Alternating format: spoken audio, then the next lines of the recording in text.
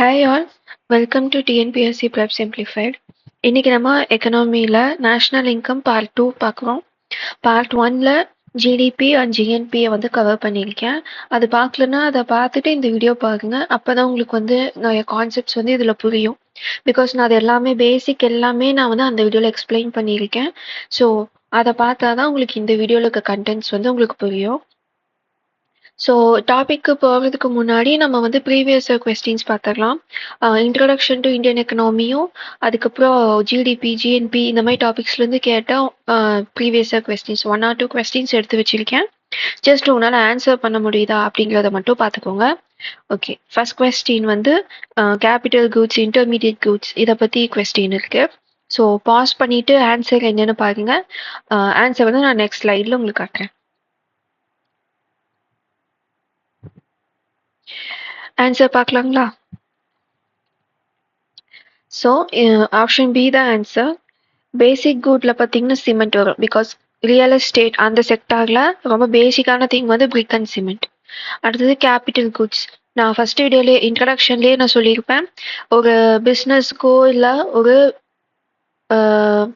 எப்படி சொல்லலாம், ஒரு ப்ரொடக்ஷனுக்கு யூஸ் பண்ணுற லாங் டேர்முக்கு யூஸ் பண்ணுறது எல்லாமே கேபிட்டல் குட். எக்ஸாம்பிள் அக்ரிகல்ச்சருக்கு டிராக்டர் வந்து ஒரு கேபிட்டல் குட். அது மாதிரி கம்பெனிஸ் இண்டஸ்ட்ரீஸில் மிஷினரிஸ் வந்து ஒரு கேபிட்டல் குட். கன்சியூமர் குட்ஸ் பார்த்தீங்கன்னா நம்ம வாங்கி ரொம்ப வருஷத்துக்கு அதை வச்சுருப்போம். டிவி, ஃப்ரிட்ஜ், ஏசி மாதிரி அப்படின்னா அதை வந்து நம்ம கன்சியூமர் குட்னு சொல்லுவோம். கார் வந்து கன்சியூமர் குட். அடுத்தது இன்டர்மீடியட் குட். அதாவது ஒரு ப்ராடக்டை வாங்கி அதுக்கப்புறமா அதை ஒரு வேறு ப்ராடக்டாக நம்ம மாற்றினோன்னா அது இன்டர்மீடியட் குட். ஸோ பிளைவுட் வந்து நம்ம வாங்கி அதை ஒரு டோராவோ இல்லை ஒரு கபோர்டாவோ நம்ம மாற்றுறோம். ஸோ கபோர்டோ டோரும் தான் ஃபைனல் குட். ஸோ பிளைவுட் வந்து இன்டர்மீடியட் குட். ஓகேங்களா? Next question, which of the following is indirect tax? So indirect டேக்ஸ்னா நம்ம டைரெக்டாக போய் ஃபைல் பண்ண மாட்டோம். ஸோ அதெல்லாம் தான் இன்டைரக்ட் டேக்ஸ். ஸோ இதில் எது இன்டைரக்ட் டேக்ஸ்னு ஆன்சர் பண்ணுங்க. ஆன்சர் பார்க்கலாங்களா? ஸோ சர்வீஸ் டேக்ஸ் தான் indirect tax. Because income tax, wealth tax எல்லாம் நம்ம போய் பே பண்ணுவோம். ஆனால் சர்வீஸ் டேக்ஸ் வந்து நம்ம அந்த சர்வீஸ்க்கு நம்ம என்ன அமௌண்ட் பே பண்ணுறோமோ அது கூடயே இன்க்ளூசிவாக டேக்ஸ் வரும். ஸோ இதுதான் இன்டைரக்ட் டேக்ஸ். இதை வந்து நம்ம பப்ளிக் ஃபினான்ஸ் டாப்பிக்ல இன்டெப்த்தாக பார்ப்போம். ஓகேங்களா? Next question, which one of the following is not a problem in calculating the national income of India? So GDP கால்குலேஷனில் இருக்கிற ப்ராப்ளம்ஸ் வந்து நான் லாஸ்ட் வீடியோவில் உங்களுக்கு நான் சொல்லியிருப்பேன் என்னென்ன ப்ராப்ளம்ஸ் எல்லாம் இருக்குது இந்தியாவில் அப்படின்னு. ஸோ இதில் எது ப்ராப்ளம் இல்லைன்னு சொல்கிறாங்க கேட்குறாங்க. ஸோ ஆன்சர் என்னன்னு சொல்லுங்கள். ஆன்சர் பார்க்கலாங்களா? presence of large number of enterprises. So ஒரு கண்ட்ரியில் நிறையா கம்பெனிஸ் இருக்கிறதுனால ஜிடிபி கேல்குலேஷனோ நேஷ்னல் இன்கம் கேல்குலேஷனோ டஃப் ஆகாது. ஆனால் double counting, unreliable data, unaccounted income இது எல்லாமே ஒரு ப்ராப்ளம் தான். இதெல்லாம் என்ன, இந்த டபுள் கவுண்டிங்னா என்ன, அன்அக்கௌண்டட் இன்கம்னா என்ன, இது எல்லாமே நான் உங்களுக்கு இதுக்கு முன்னாடி வீடியோவில் நான் உங்களுக்கு எக்ஸ்பிளைன் பண்ணியிருப்பேன் டீட்டெயில்டாக. ஸோ அதை செக் பண்ணிக்கோங்க. Next question, total value of output produced by the factors of production located within the country's boundary in a year is. இது ரொம்ப straight forward and basic question. So இதோட ஆன்சர் என்னன்னு சொல்லுங்க. Okay, answer check பண்ணலாங்களா? GDP. ஒரு கண்ட்ரியோட பவுண்டரின்னு வந்தாவே அது வந்து ஜிடிபி. சிட்டிசன்ஸ்னா ஜிஎன்பி. ஓகேங்களா? ஸோ நம்ம இந்த நெக்ஸ்ட் பார்ட் நேஷ்னல் இன்கம்ல செகண்ட் பார்ட்ல என்னெல்லாம் பார்க்க போறோம் அப்படின்னா NDP, NNP, national income, personal income and personal disposable income இதெல்லாம் என்னென்னு தான் பார்க்க போகிறோம். ஸோ இதுக்கு முன்னாடி நான் ஜிடிபி எக்ஸ்பிளைன் பண்ணும்போதே உங்களுக்கு வந்து நிறைய டாபிக்ஸ் வந்து சொல்லியிருப்பேன்.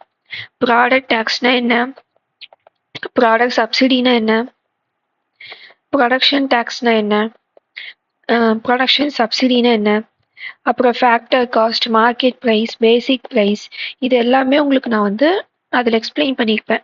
க்ரீன் ஜிடிபி, அதுக்கப்புறமா கிராஸ் என்விரான்மெண்ட் ப்ராடக்ட் இது எல்லாமே நான் உங்களுக்கு வந்து அந்த ஃபர்ஸ்ட் பார்ட்லேயே எக்ஸ்பிளைன் பண்ணியிருப்பேன். அதை பார்த்துட்டீங்க அப்படின்னா இந்த டாபிக் உங்களுக்கு படிக்கிறதுக்கு 10 minutes கூட ஆகாது. ஓகேங்களா? அதுதான் ரொம்ப இம்பார்ட்டண்ட். அதை அண்டர்ஸ்டாண்ட் பண்ணி அதுலேருந்து சின்ன சின்ன சேஞ்சஸ் பண்ணோம்னா நம்மளுக்கு இது புரிஞ்சிடும். ஓகேங்களா? ஸோ ஃபர்ஸ்ட் வந்து என்டிபி. ஓகே. என்டிபின்னா ஒண்ணும் இல்ல. Net domestic product. அதாவது இப்போ ஒரு கார் வாங்குறோம் அப்படின்னா, அது வந்து இன்னைக்கு வாங்குற மாரியே 10 வருஷத்துக்கு அப்புறமா இருக்குங்களா? கிடையாது. அதுக்குன்னு ஒரு வியர் அண்ட் டியர் ஆகுங்களா? ஸோ அதே மாரி ஜிடிபியோட கெப்பாசிட்டி அதாவது கண்ட்ரியோட ப்ரொடக்ஷன் கெப்பாசிட்டியும் டிப்ரிசியேட் ஆகும். ஸோ அதுக்கு வந்து இப்போ ஃபார் எக்ஸாம்பிள் ஒரு மிஷின் நீங்க வந்து இன்னைக்கு 10,00,000 குடுத்து வாங்குறீங்க அப்படின்னா, ஒரு 10 வருஷம் கழிச்சு அத ரீப்ளேஸ் பண்ணணுங்களா? அது வந்து ஒர்க் ஆகாது. அதுக்கு மெயின்டனன்ஸ் எல்லாம் பண்ணி, அதோட லைஃப் டைம் முடிஞ்சுது. இப்ப 10 வருஷத்துக்கு அப்புறம் நான் வந்து 20,00,000 போட்டு, புது மிஷின் வாங்குனா தான் இதுக்கப்புறம் புரொடக்ஷன் பண்ண முடியுங்களா? ஸோ நம்ம வந்து டிப்ரிசியேஷன கணக்கெடுத்து தான் ஒவ்வொரு கால்குலேஷனும் பண்ணணும். அப்பதான் கரெக்ட்டான கால்குலேஷன் வரும். ஏன்னா, நான் ப்ராஃபிட் எடுத்தாலும், அதுலருந்து 20,00,000 எடுத்து நான் என்ன பண்ண போறேன், மறுபடியும் ஒரு மிஷின் வாங்க போறேன். ஸோ அது டிப்ரிசியேஷனுக்கு நான் ரீப்ளேஸ் பண்ண போறேன். ஸோ அதனால தான் நம்ம வந்து ஜிடிபிலேருந்து டிப்ரிசியேஷன மைனஸ் பண்ணி நம்ம கால்குலேட் பண்றோம். ஸோ இதுதான் உங்களுக்கு வந்து அக்யூரேட் பிக்சர். அதாவது ஆக்சுவல் ப்ரொடக்டிவ் கெப்பாசிட்டி வந்து காட்டும். ஓகேங்களா? So NDB stands for net domestic product. அதாவது ஜிடிபிலேருந்து டிப்ரிசியேஷன் வந்து மைனஸ் பண்ணும். அதுதான் உங்களுக்கு வந்து என்டிபி. ஓகேங்களா? ஸோ ஜிடிபி ஐ மீன் என்டிபி வந்து எதுக்கு கால்குலேட் பண்ணணும் அப்படின்னா, அதுதான் உங்களுக்கு வந்து அக்யூரேட்டா குடுக்கும். டிப்ரிசியேஷன் எல்லாம் போக உங்களுக்கு வந்து எவ்வளோ இருக்கு அப்படிங்கிற ஃபார் எக்ஸாம்பிள் இப்போ நீங்க ஒரு பிசினஸ் பண்றீங்க. எக்ஸாம்பிள் ஒரு டீ ஷாப் வச்சிருக்கீங்க. ஒரு டீக்கு வந்து உங்களுக்கு ஆகுற செலவு பார்த்தீங்கன்னா ₹5. ஓகேங்களா? இப்ப வந்து நீங்க அத ₹10க்கு சேல் பண்றீங்க. இப்ப உங்களுக்கு ப்ராஃபிட்ன்னு பார்த்தா ₹5 எடுப்பீங்களா? இல்ல உங்க கைக்கு வந்து ₹10 எடுப்பீங்களா? பிகாஸ் இந்த ₹5 மறுபடியும் இதோட ரா மெட்டீரியலுக்கு போயிரும். ஸோ ₹5 தான் உங்க கையில இருக்கும். அதுதான் உங்களுக்கு வந்து அக்யூரேட் ஆனது காட்டுதுங்களா? அதே மாரி தான் ஜிடிபின்னு பார்க்கும்போது டிப்ரிசியேஷன் இதே மாரி தான். நீங்க வந்து ஆ ஒரு கம்பெனில நம்ம வீட்லன்னு பார்க்கும்போது உங்களுக்கு டிப்ரிசியேஷனோட எஃபெக்ட் தெரியாது. பட் ஒரு பெரிய கண்ட்ரில நடக்கிற டிரான்சாக்ஷனுங்கும்போது டிப்ரிசியேஷனும் பெரிய அமௌண்ட்டா இருக்கும். ஸோ ஜிடிபிலேருந்து டிப்ரிசியேஷன் நம்ம மைனஸ் பண்ணோம் அப்படின்னா நம்மளுக்கு என்டிபி வந்து கிடைக்கும். ஓகே. நம்ம என்டிபியுமே மார்க்கெட் ப்ரைஸ்லயும் கால்குலேட் பண்ணுவோம். ஃபேக்டர் காஸ்ட்லயும் கால்குலேட் பண்ணுவோம். ஸோ மார்க்கெட் ப்ரைஸ்னா உங்களுக்கு வந்து இன்டைரக்ட் டாக்ஸ் இன்க்ளூட் ஆகும். சப்சிடி எக்ஸ்க்ளூட் ஆயிரும். ஃபேக்டர் காஸ்ட்னா இன்டைரக்ட் டாக்ஸ் வந்து எக்ஸ்க்ளூட் ஆயிரும். சப்சிடி இன்க்ளூட் ஆயிரும். இது ஏன் டாக்ஸ் எக்ஸ்க்ளூட் ஆகுது அப்படிங்கிறத நான் உங்களுக்கு factor cost basic price market ப்ரைஸை பற்றி லாஸ்ட் வீடியோவில் எக்ஸ்பிளைன் பண்ணியிருப்பேன். அதில் உங்களுக்கு இது சொல்லியிருப்பேன். ஏன் டாக்ஸ் ஆட் பண்ணுறோம், ஏன் சப்சிடி மைனஸ் பண்ணுறோம் அப்படிங்கிறதெல்லாம். ஸோ அடுத்தது பார்த்தீங்கன்னா NNP net national product. So நேஷனல்னாவே சிட்டிசன்னு ஞாபகம் வச்சுக்கோங்க. கண்ட்ரியோட ரெசிடென்ஸ் வந்து ஒரு வருஷம் ஃபுல்லாக எவ்வளோ ஏர்ன் பண்ணியிருக்காங்க இல்லை எவ்வளோ ப்ரொடியூஸ் பண்ணியிருக்காங்கிறது தான் என்என்பி. அதாவது டிப்ரிசியேஷனில் மைனஸ் பண்ணோம்னா என்என்பி வரும். ஓகேங்களா? ஸோ ஜிஎன்பி மைனஸ் டிப்ரிசியேஷன் தான் என்என்பி. இதுதான் ஆக்சுவல் இன்கம். ஓகேங்களா? ஸோ என்என்பி எதுக்கு நம்ம கால்குலேட் பண்ணுறோம் அப்படின்னா, இதுதான் நம்ம கண்ட்ரியோட ஸ்டாண்டர்ட் ஆஃப் லிவிங் எப்படின்னு காட்டும். நம்மளோட எக்கனாமிக் க்ரோத்தை வந்து கால்குலேட் பண்ணதுக்கு இது தேவைப்படும். ஏன்னா ஜிடிபிங்கிறது ஃபாரின் கண்ட்ரீஸும் இங்கே வந்து ஏர்ன் பண்ணுறது கணக்கெடுப்போம். ஆனால் என்என்பின்னா ஃபுல் அண்ட் ஃபுல் இந்தியன்ஸ் எல்லாரும் சேர்ந்து எவ்வளோ நம்ம ஏர்ன் பண்ணியிருக்கோங்கிறத பார்க்க முடியும். ஓகேங்களா? ஸோ அதனால உண்மையாலுமே இந்தியன்ஸ் எவ்வளோ ஏர்ன் பண்ணுறாங்கன்னு தெரிஞ்சுக்கணும்னா நம்மளுக்கு என்என்பி ஜிஎன்பி தான் ஹெல்ப் பண்ணும். என்என்பியும் நம்ம மார்க்கெட் ப்ரைஸ்லையும் கால்குலேட் பண்ணுவோம். ஃபேக்டர் காஸ்ட்லையும் கால்குலேட் பண்ணுவோம். இப்போ நம்ம நேஷனல் இன்கம்னு சொல்கிறோம் இல்லைங்களா? அது என்னத்தை மீன் பண்ணுறோம் அப்படின்னா என்என்பி அட் ஃபேக்டர் காஸ்ட்டை தான் நம்ம வந்து நேஷனல் இன்கம்னு சொல்கிறோம். ஸோ எக்கனாமியில் எங்கே நேஷனல் இன்கம்னு சொன்னாலும் நம்ம ஜிடிபின்னு எடுத்துக்க கூடாது. It's net national product at factor cost. ஓகேங்களா? நெக்ஸ்ட் பார்த்தீங்கன்னா பர்சனல் இன்கம். ஸோ பர்சனல் இன்கம்னா total income earned by the individuals and households in a country before paying taxes. So இப்போ இங்கே பட்ஜெட்டில் பார்த்தீங்கன்னா 12 lakhs வரைக்கும் இன்கம் டேக்ஸ் வந்து பே பண்ண வேணாம்னு சொல்லியிருக்காங்களா? ஸோ இப்போ ஃபார் எக்ஸாம்பிள் ஒரு பர்சன் 20 lakh ஏர்ன் பண்ணுறாரு அப்படின்னா 20 lakh தான் அவரோட பர்சனல் இன்கம். ஓகேங்களா? இப்போ அவர் எந்த டேக்ஸ் பே பண்ண எதுவுமே பண்ணலை. 20 lakhs தான் அவரோட பர்சனல் இன்கம்னு நம்ம எடுத்துப்போம். ஓகேங்களா?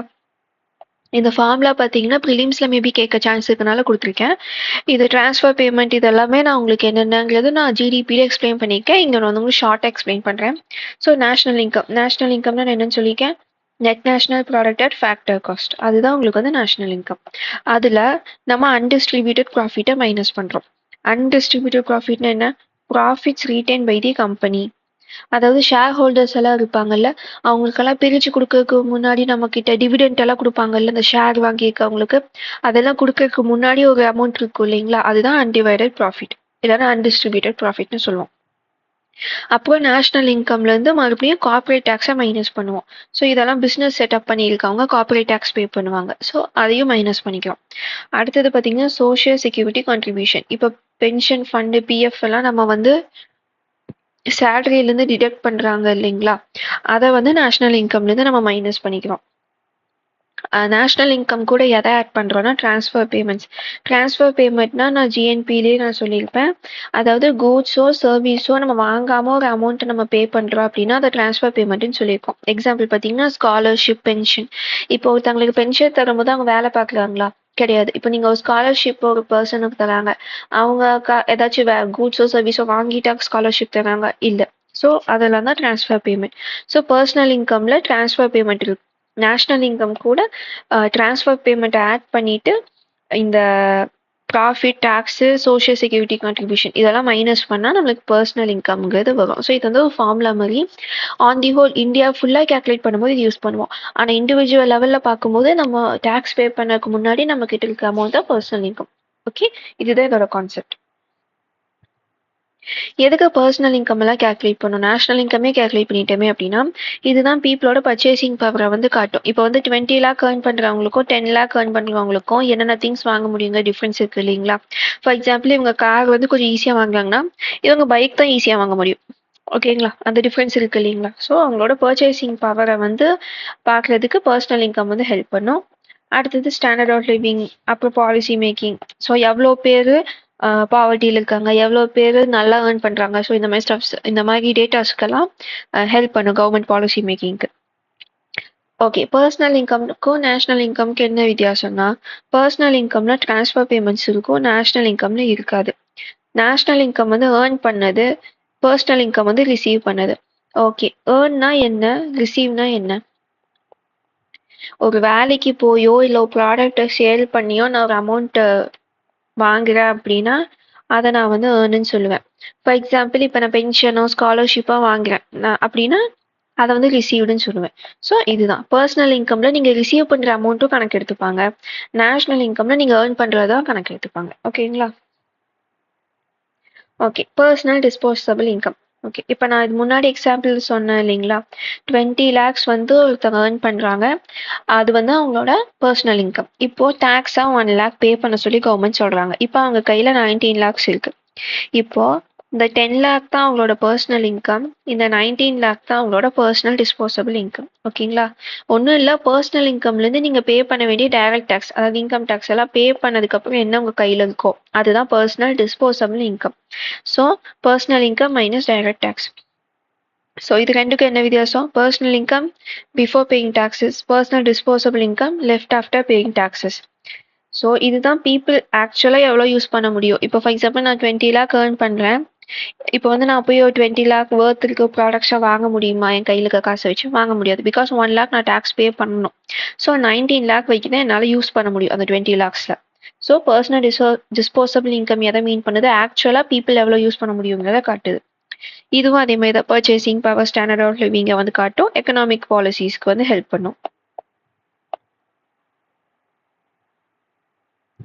பர் கேபிட்டா இன்கம், இந்த டேர்மை வந்து நீங்கள் அடிக்கடி நியூஸ்லலாம் பார்ப்பீங்க, பர் கேபிட்டா இன்கம்னு. அதாவது நம்ம கண்ட்ரி வந்து டெவலப்பிங்கா இந்த மாதிரி கிளாசிஃபிகேஷன் பண்ணுறதுக்கு வந்து பர் கேபிட்டா இன்கம் வந்து யூஸ் ஆகும். அதே மாதிரி ஸ்டாண்டர்ட் ஆஃப் லிவிங்கை பற்றியும் பார்க்குறதுக்கு இது யூஸ் ஆகும். ஓகே, இது எப்படி கேல்குலேட் பண்ணுறாங்கன்னா total population divided by national income. For example இப்போ ஒரு இமேஜினரி கண்ட்ரி, அங்கே பாப்புலேஷன் பார்த்தீங்கன்னா 50, நேஷனல் இன்கம் பார்த்தீங்க அப்படின்னா எக்ஸாம்பிள் எவ்வளோ வைக்கலாம், 5ன்னு வச்சுக்கலாம். இப்போ டிவைட் பண்ண எவ்வளோ 10. இப்போ இந்த 10 தான் $10 தான் பர் கேபிட்டா இன்கம். ஓகேங்களா?